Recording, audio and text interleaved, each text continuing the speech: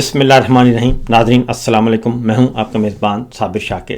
23 مارچ اور سوموار کا دن تازہ ترین خبریں، اطلاعات اور تبصرے پاکستان کے حالات و واقعات اور سیاسی صورتحال کا لیتے ہیں جائزہ۔ آج کا دن اہم ترین اور جنرل عاصم منیر صاحب کے لیے مشکل ترین دن ہے۔ یہ آج انہیں ایک اہم ترین فیصلہ کرنا ہے، بڑا فیصلہ کرنا ہے، اور اس کے لیے ماحول بنانے کی کوشش کی گئی، لیکن جتنے بھی اقدامات اٹھائے گئے، جتنے بھی بیانیے بنائے گئے، وہ سب کے سب پٹ چکے ہیں۔ بہرحال پہلے ذرا خبروں کا جائزہ لیتے ہیں، پھر عمران خان صاحب کا بھی تازہ ترین پیغام بھی آیا ہے جیل سے، اس کے بارے میں بھی آپ کو آگاہ کرنا ہے۔ ایک طویل عرصے کے بعد عمران خان صاحب کا پیغام جیل سے آیا ہے۔ صورتحال یہ ہے کہ اسرائیل امریکہ ایران جنگ ایک نئے مرحلے میں داخل ہونے والی ہے۔ وہ مرحلہ خونی بھی ہو سکتا ہے، بلکہ بہت زیادہ خونی ہو سکتا ہے، اور اس کے اثرات پاکستان پر اب پہنچنے والے ہیں براہ راست۔ معاملہ یہ ہے کہ صدر ٹرمپ نے دھمکی دی ہے، 48 گھنٹے کا الٹیمیٹم دیا تھا کہ آبنائے ہرمز کھول دی جائے، اور اگر نہیں کھولیں گے تو ایران کے بجلی گھروں پر حملے کیے جائیں گے۔ اور آج دن کا آغاز جو ہے وہ ہو چکا ہے، اور اسرائیل کے جنوبی لبنان میں حملے ہوئے ہیں، اور وہاں پہ دریائے لیتانی پر قائم اہم گزرگاہ قاسمیہ پل جو ہے اس کو تباہ کر دیا گیا ہے۔ اس کے بعد حزب اللہ کے حملے ہوئے ہیں اسرائیل میں، اور اس میں اسرائیلی جو ہیں وہ ہلاک ہو گئے ہیں۔ ٹرمپ کی دھمکی کے بعد ایران کے بجلی گھروں پر حملے ہو چکے، اور وہاں پہ جو ہیں ایک سے زیادہ دماوند کا علاقہ ہے، وہاں پہ دھماکے سنے گئے ہیں، اور یہ ایران نے بھی اس کو کر دیا ہے، رپورٹ کیا ہے اور اس کی تصدیق کی ہے۔ یہ تھے صدر ٹرمپ کے دھمکیاں تھیں، 48 گھنٹے کے اندر انہوں نے کہا تھا یہ کیا جائے، تو ایران نے ان دھمکیوں کو رد کر دیا ہے۔ اور ایران اسرائیل کے آرمی چیف نے حزب اللہ کے خلاف طویل جنگ کا عندیہ دے دیا ہے، جبکہ دوسری جانب ایران کے وزیر خارجہ نے واضح طور پر یہ کہا ہے کہ آبنائے ہرمز سے متعلق ہمیں دھمکیاں قبول نہیں، اور نہ ہی ہم خوفزدہ ہیں، اور اگر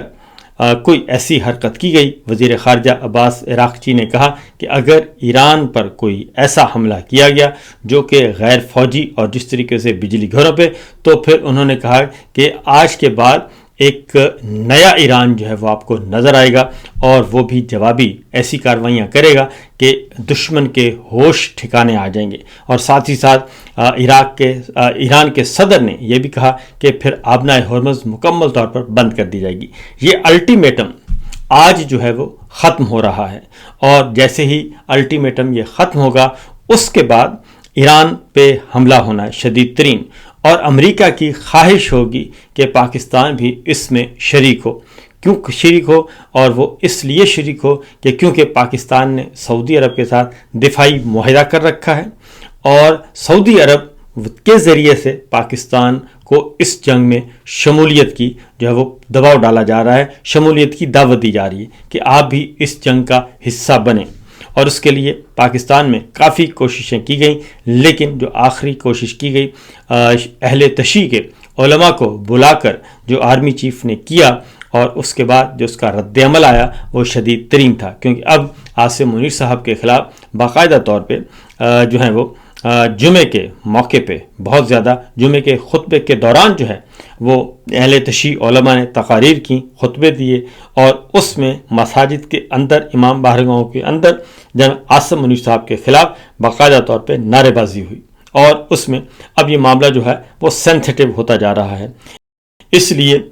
آج جنرل عاصم منیر صاحب کو فیصلہ کرنا پڑے گا، کیونکہ الٹیمیٹم آج صبح ختم ہو چکا، اور آج سے اگلے 24 گھنٹے کے اندر یہ سب کچھ کرنا پڑے گا، کیونکہ سعودی عرب جو ہے وہ واضح طور پر یہ بتا چکا ہے کہ ہمارے ساتھ آپ کا دفاعی معاہدہ ہے، اور اس دفاعی معاہدے کے اندر رہتے ہوئے پاکستان جو ہے وہ اس پہ عمل کرے، اور سعودی عرب کے ساتھ مکمل طور پر ڈٹ کر کھڑا ہو جائے۔ لیکن ایک میں نے بھی چھوٹا سا سروے کروایا، عمران ریاض صاحب نے بھی کروایا، اور اس میں 93% لوگ جو ہیں وہ بالکل بھی ایران پر حملہ کرنے کے حق میں نہیں ہیں، اور پاکستان کے عوام اس پہ جو رائے دے رہے ہیں، 93% لوگوں کی رائے ہے کہ پاکستان کو جنگ بندی کروانی چاہیے۔ ایران، سعودی عرب، UAE، قطر، بحرین ان کے درمیان صلح کروانی چاہیے، نہ کہ پاکستان کو حصہ بننا چاہیے اس لڑائی کا اور ایران پر حملہ کرنا چاہیے یا امریکی اتحاد میں شامل ہونا چاہیے۔ اور اس لیے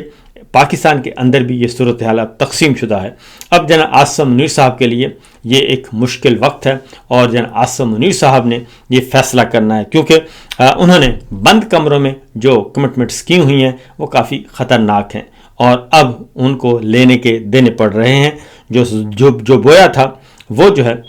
اس کے اب کاٹنے کا وقت آ چکا ہے۔ اس کے ساتھ ساتھ ایران کے ساتھ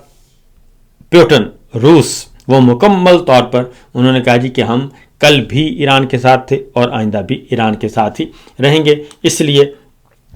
ہمارے بارے میں انہوں نے کہا کہ کوئی ڈس انفارمیشن نہ پھیلائی جائے۔ دوسری جانب قطر سے بھی اندر آوازیں اٹھ رہی ہیں اور قطر نے بھی اسرائیل اور امریکی حکام کو یہ کہا ہے کہ ہم کسی ثالثی میں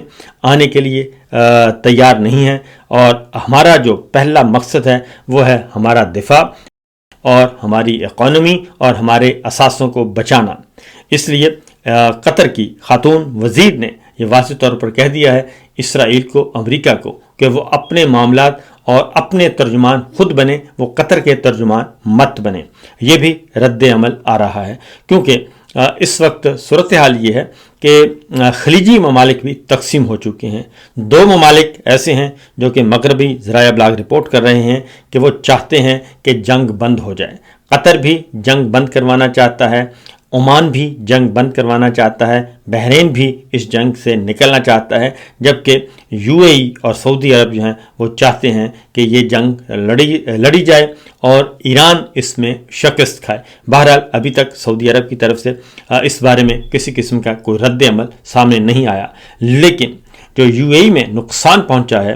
اور اب تک تقریباً کہا جاتا ہے کہ 5,000 سے زیادہ حملے جو ہیں وہ خلیجی ملکوں پہ ایران کی طرف سے کیے گئے ہیں، جو کہ بہت زیادہ ہیں۔ دوسری جانب ایران کے وزیر خارجہ نے کہا ہے کہ امریکہ اور اسرائیل کو مخاطب کرتے ہوئے کہ بحری راستے میں رکاوٹ کی ذمہ داری ایران پر نہیں بلکہ ان ممالک پر عائد ہوتی ہے، اور ایرانی وزیر خارجہ نے کہا کہ نہ کوئی ایران جو ہے نہ کوئی انشورنس کمپنی اور نہ ہی ایران مزید دھمکیوں کی زد میں آئے گا۔ اور وزارت خارجہ نے بھی کہا ہے کہ آبنۂ ہرمز پیدا ہونے والی کشیدگی اور خطرناک صورتحال کے ذمہ دار امریکہ اور اسرائیل ہیں، ہم نہیں ہیں۔ پھر اسرائیل کو بھی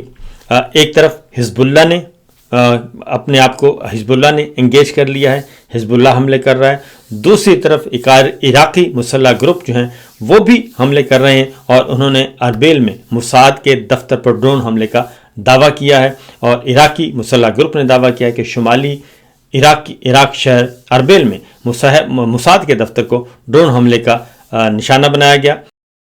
سے نشانہ بنایا گیا اور شہریوں کو ہدایت کی گئی ہے کہ وہ عراق بھر میں امریکی اڈوں کے قریب جانے سے گریز کریں۔ اسی طریقے سے امریکی شہریوں کو بھی ہدایت کی گئی ہے کہ وہ بھی مشرق وسطیٰ سے اور عراق سے اور جہاں جہاں اس وقت حالات نازک ہیں وہاں سے وہ نکل آئیں، اور امریکیوں کو جب یہ جاری کی گئی ہے ایڈوائزری تو اس کا مطلب ہے کہ آنے والے دنوں میں معاملات مزید گھمبیر ہو سکتے ہیں۔ اس کے ساتھ آج ہی یعنی کہ 23 مارچ اور سوموار کے دن صبح ایران نے میزائل مقبوضہ بیت المقدس اور مغربی کنارے کی جانب داغے ہیں، اور اسرائیلی میڈیا کے مطابق ایرانی میزائل رہائشی علاقوں میں گرے اور گاڑیوں اور مکانات کو نقصان پہنچا، اور اسرائیلی دفاعی ایرانی میزائل روکنے میں ناکام رہے۔ یہ آج کی تاریخ کا واقعہ ہے، اور عالمی منڈی میں خام تیل کی قیمتوں میں مسلسل اضافہ ہو رہا ہے اور $113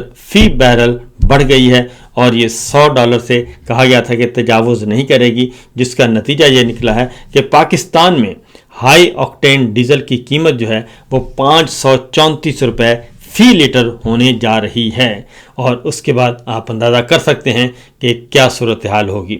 دنیا بھر میں احتیاطی تدابیر اختیار کرنے کے لیے امریکی شہریوں کو حکم دیا گیا ہے۔ امریکی محکمہ خارجہ نے کہا ہے کہ دنیا بھر میں اور خاص طور پہ مشرق وسطیٰ میں امریکیوں کو زیادہ احتیاط برتنے کا مشورہ دیتے ہیں ہم، اور بیرون ملک مقیم امریکیوں کو قریبی امریکی سفارت خانوں یا قونصلیٹ خانوں کی طرف سے جاری کردہ حفاظتی احتیاط میں رہنمائی کی پیروی کرنی چاہیے، اور وقتاً فوقتاً فضائی حدود کی بندش سے سفر میں خلل بھی پڑ سکتا ہے، اور مشرق وسطیٰ سے باہر سمیت امریکی سفارتی تنصیبات کو نشانہ بنایا جا سکتا ہے۔ ایران کی حمایت کرنے والے گروپ بیرون ملک دیگر امریکی مفادات یا ریاستہائے متحدہ امریکہ اور پوری دنیا میں امریکیوں سے وابستہ مقامات پر نشانہ بنا سکتے ہیں۔ یہ سیکورٹی ہائی الرٹ جاری کیا گیا ہے امریکی محکمہ خارجہ کی طرف سے۔ تو اس سے بھی یہ ایک اندیہ ہے کہ معاملات آنے والے دنوں میں مزید خراب ہو سکتے ہیں۔ اگر یہ صورتحال اسی طریقے سے رہتی ہے تو یقیناً اس لڑائی کے بڑھنے کا اندیشہ ہے، اور پھر یہی موقع ہے کہ جب جنرل عاصم منیر صاحب پہ یہ پریشر آئے گا اور وہ اور ان سے پوچھا جائے گا کہ جناب آپ بتائیں کہ آپ کس طرف ہیں، آپ ہمارے ساتھ ہیں یا پھر آپ ایران کے ساتھ ہیں۔ تو یہ معاملہ جو ہے سنجیدہ ہوتا جا رہا ہے۔ دوسری جانب اگلی خبر ہے عمران خان صاحب کے بیٹوں نے عمران خان صاحب سے عید کے دن فون پر ان کی بات کروائی گئی، اور وہ عید کے دن نہیں بلکہ عید کے اگلے دن بات کروائی گئی، اور اس میں خاص طور پہ تقریباً 25 سے 30 منٹ یہ گفتگو ہوئی ہے، لیکن کل رد عمل آیا شام کو عمران خان صاحب کے بیٹوں کی طرف سے، اور انہوں نے ایک ٹویٹ کے ذریعے بتایا کہ انہوں نے کہا کہ ہم نے کل اپنے والد سے بات کی اور عمران خان صاحب نے کہا کہ ان کا یہ پیغام پہنچا دیا جائے، لہذا انہوں نے کہا کہ عمران خان صاحب نے کہا ہے کہ اس ملک یعنی کہ پاکستان کے ججوں کو اپنے آپ پر شرم آنی چاہیے۔ بار بار ہم نے عدلیہ سے رجوع کیا، اور لیکن ججوں نے اپنی ذاتی مراعات کے عوض اپنی روحوں کو بیچ دیا، اور انہوں نے اپنی دیانت داری فروخت کی، اور وہ جانتے ہیں کہ وہ مجھے نہیں توڑ سکتے، اس لیے وہ میری اہلیہ بشرا بی بی کو بھی نشانہ بناتے ہیں، اور ان کو بھی غیر قانونی طور پر سزائیں سنائی گئیں اور ان کو بھی جیل میں ڈال دیا گیا۔ عمران خان صاحب نے کہا کہ وہ کیسے بشرا بی بی کے ساتھ اس غیر انسانی سلوک کی اجازت دے سکتے ہیں، اور صرف مجھے بلیک میل کرنے کے لیے انہوں نے کہا کہ یہ سب کچھ کیا جا رہا ہے، اور بشرا بی بی جو میری اہلیہ ہیں ان کو تکلیفیں دی جا رہی ہیں، ان کو جیلوں میں ڈالا گیا ہے، اور انہوں نے کہا کہ بشرا بی بی جو ہیں وہ ہفتے میں 7 دن وہ قید تنہائی میں رہتی ہیں، پورا دن 24 گھنٹے تک ان کو قید تنہائی میں رکھا جاتا ہے، اور صرف ہفتے میں 1 دن 30 منٹ کے لیے انہوں نے کہا کہ میری اور بشرا بی بی کی ملاقات کروائی جاتی ہے، اور انہوں نے کہا کہ یہ صرف اس لیے کیا جاتا ہے کہ تاکہ وہ مجھے توڑ سکیں اور مجھے اپنی پسند کے مطابق جو ہے وہ معاہدہ کر سکیں، لیکن انہوں نے کہا کہ ایسا نہیں ہوگا، اور انہوں نے کہا کہ یہ کون سا قانون ہے، کون سی اخلاقیات ہے جو اس طرح کے ظلم کی اجازت دیتی ہے۔ خواتین، بچوں اور بزرگوں کو نقصان پہنچانا غیر اسلامی ہے، اور ان کے عزائم بالکل واضح ہیں، اور جج معاشرے میں انصاف کے ذمہ دار ہوتے ہیں، لیکن انہیں اپنے طرز عمل پر شرمندہ ہونا چاہیے۔ یہ عمران خان صاحب نے پیغام دیا ہے، اور ججوں کو انہوں نے آڑے ہاتھوں لیا ہے۔ اس کی وجہ یہ ہے کہ متعدد بار عمران خان صاحب کے وکلا نے، ڈاکٹر عظمیٰ نے، ان کی بہنوں نے، ان کی فیملی ممبرز نے بارہا عدالت سے رجوع کیا، سپریم کورٹ یاہیا افریدی صاحب کی عدالت سے رجوع کیا، جسٹس ڈوگر صاحب کی عدالت سے رجوع کیا، اور دونوں جگہ پہ انصاف نہیں مل سکا۔ یاہیا افریدی صاحب نے بھی ان کا ہیلتھ گراؤنڈ پہ بھی ان کا کیس ٹیک اپ نہیں کیا، اور ایک فارمیلٹی پوری کی، فرینڈ آف کورٹ کے طور پہ سلمان صفدر صاحب کو بھیجا، اور ان کی رپورٹ پر بھی منوان عمل نہیں کیا اور کیس ڈسپوز آف کر دیا، اور انہوں نے کہا جی ہائی کورٹ رجوع کریں۔ ہائی کورٹ جب گیا تو ارباب طاہر صاحب اور جسٹس سومرو صاحب نے بھی عمران خان صاحب کو کسی قسم کا کوئی ریلیف نہیں دیا، نہ ہی ان کو ہاسپٹل منتقل کرنے کا حکم صادر کیا علاج کے لیے، اور نہ ہی عمران خان صاحب کے ذاتی معالجین کو میڈیکل بورڈ میں شامل کیا، نہ ہی عمران خان صاحب کی فیملی کی ملاقات کروائی گئی، نہ ہی یہ حکم دیا کہ تمام میڈیکل رپورٹس جو ہیں وہ عمران خان صاحب کی فیملی کے ساتھ شیئر کی جائیں۔ ایسا کوئی حکم جسٹس ارباب طاہر اور جسٹس سومرو کی عدالت نے نہیں دیا۔ اسی بات کا عمران خان صاحب تذکرہ کر رہے ہیں کہ ان ججوں کو شرم آنی چاہیے، یہ کر کیا رہی ہیں، اور ان کا کام ہی انصاف فراہم کرنا ہے، لیکن یہ الٹا ظلم و ستم پر اتر آئے ہیں۔ تو بہرحال آج کا دن ہے جی، کافی امپورٹنٹ ہے، دیکھتے ہیں کہ معاملات کس طرف جاتے ہیں اور رخ کیا صورتحال اختیار کرتی ہے۔ ہر طرف ہے آگ برابر لگی ہوئی۔ فی الوقت اتنا ہی، اجازت دیجیے، اللہ حافظ۔